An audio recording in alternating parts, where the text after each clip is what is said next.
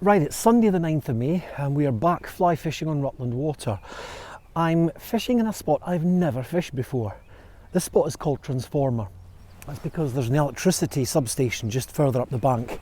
It's also a spot where Rutland Water actually stock fish. They stock from that road that's just a few hundred yards behind me. I've seen fish in this area being caught from the boats, but the wind direction has never really been right to fish from the bank. Today the wind direction is just perfect, so let's give it a shot and see if we can catch any fish. I wasn't planning on fishing today, but when I took a look at the window, the wind direction looked quite good, and we've had a week of really howling gales, which has really made fishing pretty much impossible. Even the boats haven't been allowed out, but from the bank it was really useless. The wind has completely changed now. It's coming from the south, so I have to find a spot in the reservoir where I can fish comfortably in a southerly wind, and this is one of these spots. It's also a spot where I've consistently seen the boats catching a lot of fish, so I thought it's fishable, it's a nice spot, there have been fish in the area, and there's a nice little ripple in the water. I'm in the shelter of the peninsula, so I'm not getting the full teeth of the wind, which when you do, it does make life difficult. There's a lot of little buzzers in the air, which indicates that there is insect life about, but it looks like there's quite a deep drop off into the deeper water, which I'd like to exploit. There's also a submerged tree to the left of me, and I've got a feeling that that might be a haven for fish. I did actually see a fish boil quite close to that. I'm going for quite all-rounder patterns. I don't want to quite get stuck on buzzers today because I don't know if the fish are feeding on buzzers with all the changes in wind direction. So I'm going to stick with just really quite broad imitative patterns.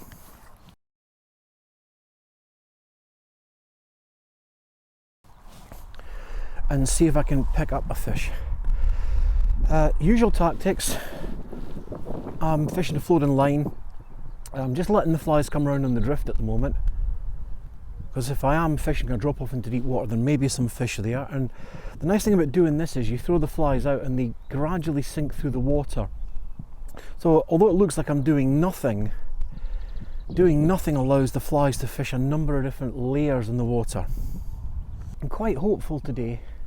This looks like a nice spot, and then round the corner beside that old tree or branch of a tree, that bay looks quite fishy. I've actually made quite productive use of my time in the last couple of weeks. The first week in May, I fished quite a lot in different areas and shot quite a lot of video, but I ended up deleting it because I just couldn't catch a fish. It was incredibly frustrating. The fish were there, but they seemed to be just out of reach of bank anglers. The boats were doing incredibly well, but from the bank it was absolutely terrible. I was hoping that this week the weather would be better, but the gales appeared and it has just really put the fish into the middle of the reservoir, really.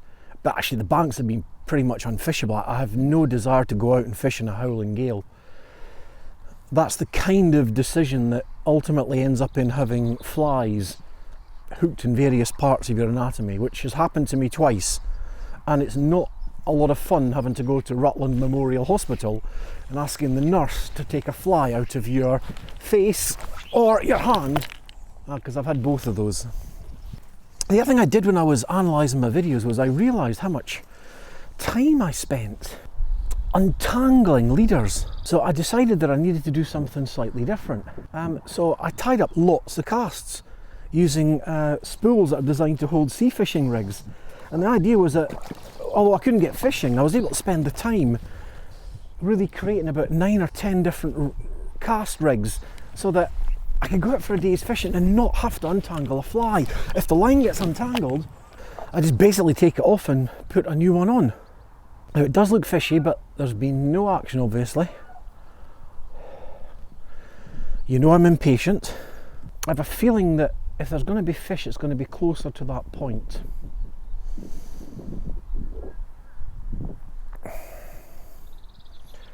So I'm going to move up this bank just a little bit, The spot just before the point looks like I'll be able to cast into the deeper water. I'm not changing the flies, but I am changing the position that I'm fishing in because I want to try and cover new water. Okay, I'm going to move further down the bank. I'm going to fish closer to the headland point. This spot feels nice. The water looks deeper here. I'm going to fish with the nymphs for a little while, and then I'm going to put my weighted fly on the point and bring them back a little bit faster. It's a really nice morning. It's a beautiful ripple in the water. I'm not seeing any evidence of rising fish though, but that is a really nice ripple in the water. It makes fishing the imitative patterns quite enjoyable. The other thing I did over the last week was I cleaned my fly line. I gave it a real good wash in fairy liquid, and then I coated it with some mucilin, and it's floating beautifully now. It's amazing how much wear and tear your line takes when you're fishing on these, particularly on these rocky banks. So actually, because I couldn't fish last week, it meant that I could do a whole bunch of useful stuff that meant that the next time I go out fishing that I would be much better prepared for it. So the imitative patterns aren't doing very much. I'm not seeing any evidence of fish on the surface. So I think my tactic is to go for the Pittsford P. The chaps in the boat aren't catching either. I can only see one boat from where I am at the moment, but they've not been up for very long, but they haven't caught any fish. I was trying to figure out why the fish were so far from the bank, because usually early season the fish can be really close in, particularly at the very beginning of the season. But we missed the first couple of weeks of the season because of COVID. The reservoir didn't open until the 1st of April. It normally opens around the 16th of March. And in those first couple of weeks, the fish are really close into the sides. So by the time we got out, the weather had warmed out quite considerably. April was also quite warm. And then in May, we've had so much changeable weather. I was thinking about, the fish have never really got into a pattern where they've hugged into one particular bank. And the more I thought about it, it makes absolute sense. If the wind's changing direction constantly, the one place where you're gonna find food is in the middle of the reservoir, because whether it's blowing from the south, the north, the west, or whatever, it's always going, and if it's changing, it's always gonna be channeling the food out into the deeper water. And I think that's one of the reasons the fish have been there. I'm using this 21st century version of the Pittsford P. This should take the flies down a little. I'm going to cast a bit more diagonally to the bank. That's a good cast. Let it sink a little bit. Then I'm going to bring it back in quite jerky fashion and try and get the fish to take out of aggression. Most of the boats that I have seen catching seem to be using some kind of lure tactics. Or they have a lure on the line, maybe with some imitative patterns alongside it. So the fish is attracted by the lure and then grabs the imitative pattern.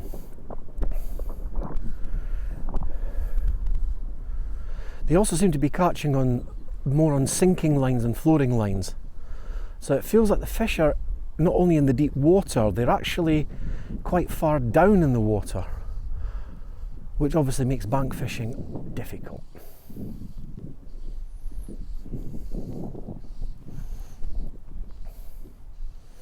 Oh, nice Egyptian goose. Oh, that was a fish. I was too busy looking at the Egyptian goose. I can still see the boil in the water from the fish, so that's got to be good news. We now know that they are here at least. That fish followed me in and then took quite close in. So the fish are definitely here. Let's hope we can get one for you. Now usually when I get one, so quickly after changing tactics, it means that I get another one.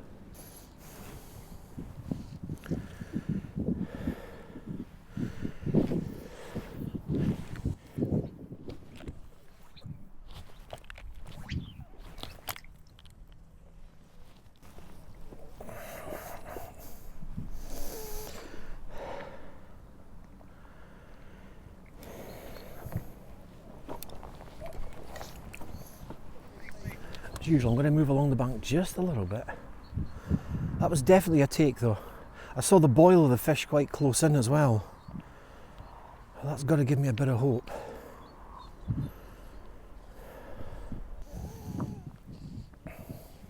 I'm going to lose the cloud cover for a little bit.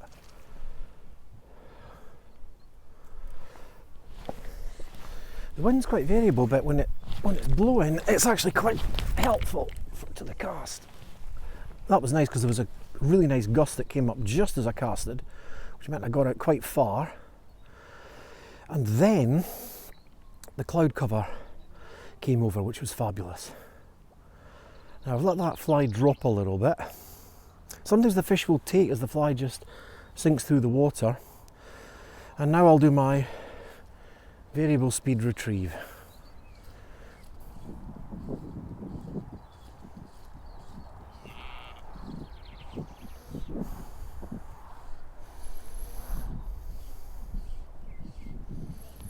So I've done a fast retrieve.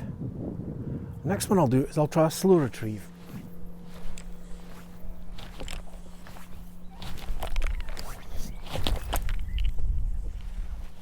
Now the wind is really helping with the casting, that's good. There's a lot of tiny little buzzers in the air. So there must be fly hatches, but no fish on the surface.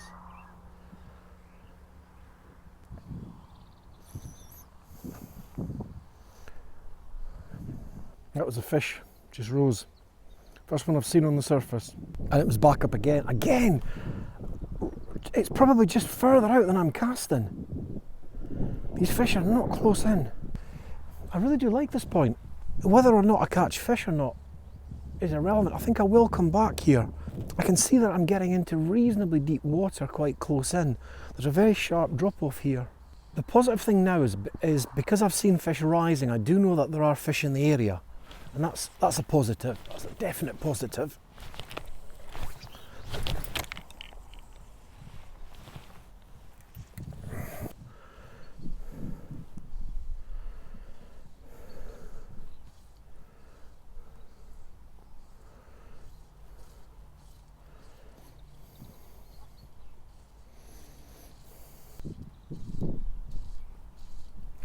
The good thing about fishing the washing line is I can throw the line out far and then almost just leave it in the water because the current will take it out into the deeper water, and it may be my best chance of getting out to where the fish are. Now that was probably one of my best casts, but it's still about 10 yards shy of where I saw those fish rising, and I don't want to wade. The other place I want to try is beside those trees across there. I've got a feeling that there may be fish cruising in and around those trees. I was very hopeful with that take that on the second cast with the P that I might get more, but it doesn't seem to have happened. I can wait a little bit here using the stones.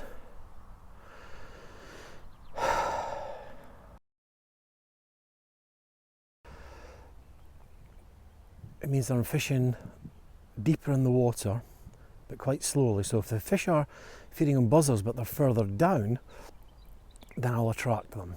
God, there's lots of buzzers in there. Lots!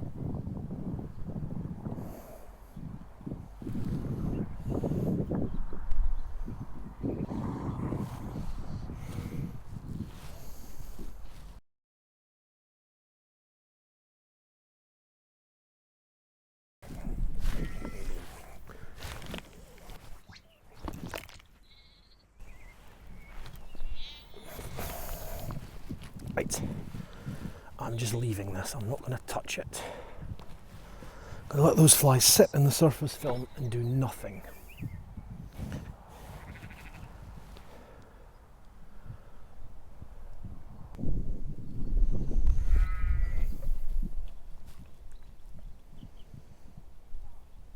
There's nothing happening here, so I'm going to go and fish closer to that tree just to see if that structure is attracting any fish, because there's nothing seems to be happening here.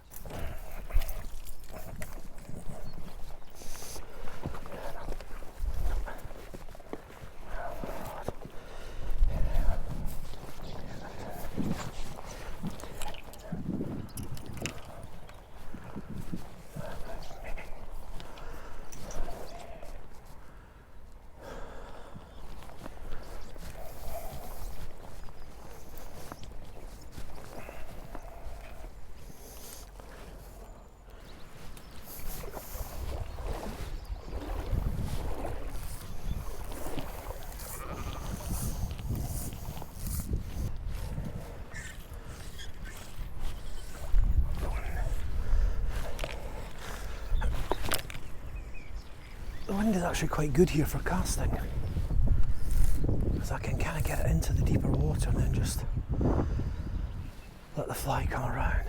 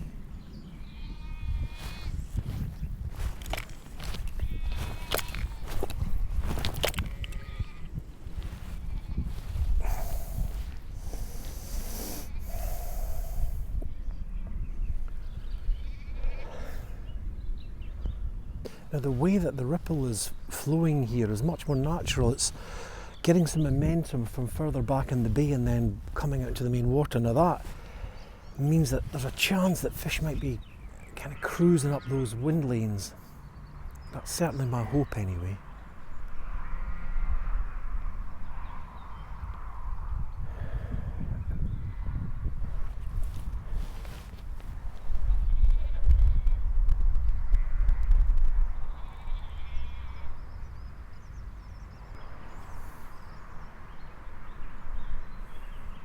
That's it. Excellent. That's what we'd been waiting for. The ripples here are just much more natural. I can feel that fly was fishing really nicely in the current, really coming round like the natural fly life would be, and the fish just came up and grabbed it. I wasn't moving the fly line at all. It was quite far out again. It was right out. So the fish are in the deeper water, they are here, they're hard to get, but we've at least done something right.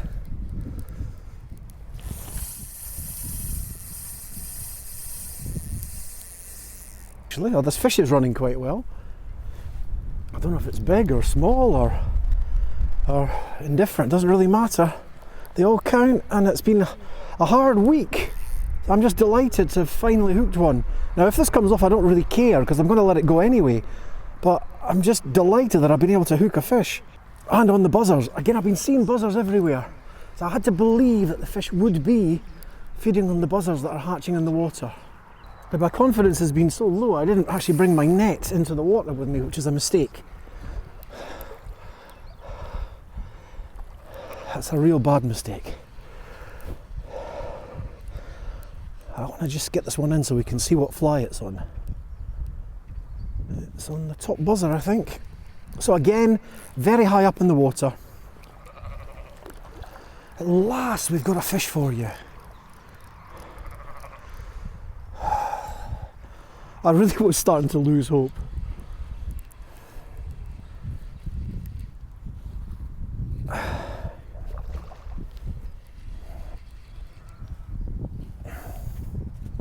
And it is on the buzzer, so we know it's taken something because it looks like fish that it's naturally feeding on, which is good news.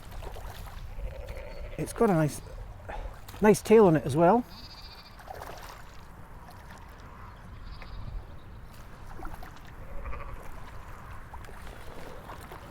Unusual colour. That might just be the sunlight. I think this one's seen a net before.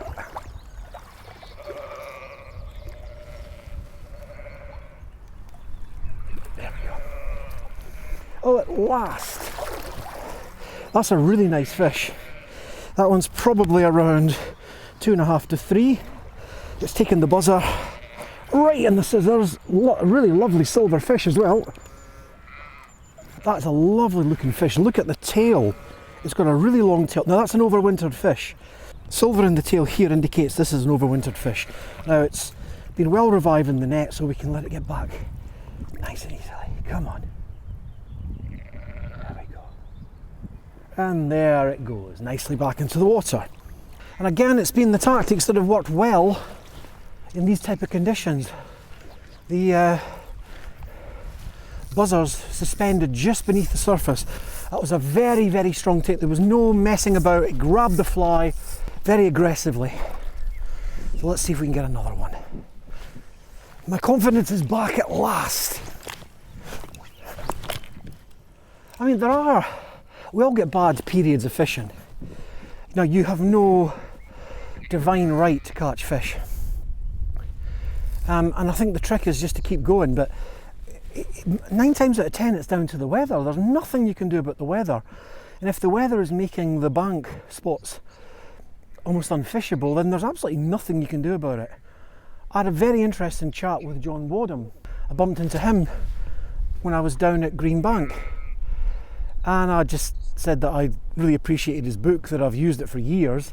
And he actually said to me, probably, if there's one thing you really need to take from that book, it is understand the importance of the wind direction and how that really dictates whether the fish are going to be on the feed or not. And he's absolutely right. He also said he's going to be producing a new version of the book, an updated version with more colour coding to give you more information on the status of the banks, whether they're rocky banks, sandy banks, the same with the wind direction. So I'm really looking forward to it. I don't think I need it, but I'll buy it because I appreciated the fact that he put so much effort into the previous one. He's a fabulous man. He had so many stories to tell. So I was very, very fortunate to meet him. I was delighted that I've lived in Rutland for 16 years now and never met John once. I'm not a member of any of the angling associations, so I don't go to any of those events. I'm very much a lone angler. So that's probably where I would have met him, but I've never gone to any.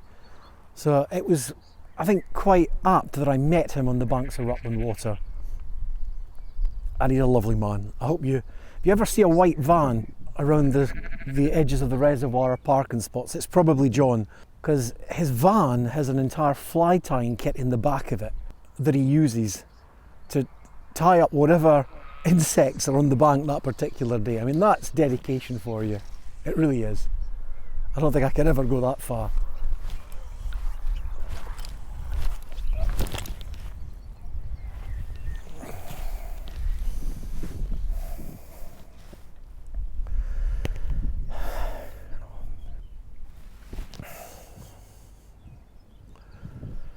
And when that fish took, I wasn't doing anything. I was literally just letting the washing line come round totally naturally. I have to say that's probably my favourite way of catching fish, because you're catching them because you've got flies on that imitate the natural insect life that they're feeding on, and the way that you are fishing the flies is really trying to replicate the insect life in the water. So I think it's about as authentic as it gets. Not quite as extreme as the upstream dry fly on the chalk streams. That is quite fanatical, and God forbid you ever use a nymph or cast downstream, but and I guess on Rutland Water this is as close to the fanaticism as it gets. For me anyway. I'm not going to fish for much longer. I've really achieved the mission today, which was to come down and finally put an end to the blanks that I've been having for the last few sessions. Again, it's not easy. Bank fishing is quite hard this year. I think the fish are further out than normal, and it is making it a little bit more difficult.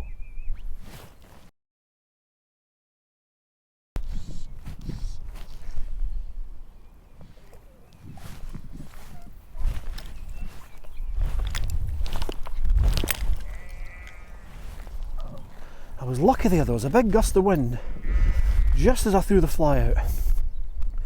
They got the fly out into the deeper water. Now that could be an advantage because the fish have been far out, they've not been close in. Really, most of the fish I've caught early this season have been pretty much at the extreme limit of my casting. And that's not normal. Normally they're much closer in at this time of the season.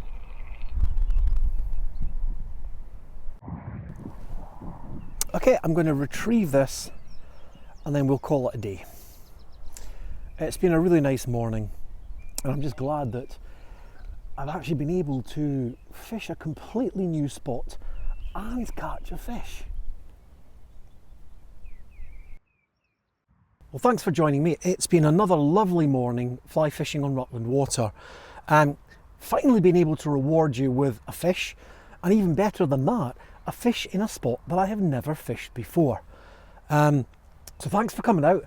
If you've liked this video, please hit the like button, and if you want to see more of my fishy adventures, hit the subscribe button. Thanks for watching.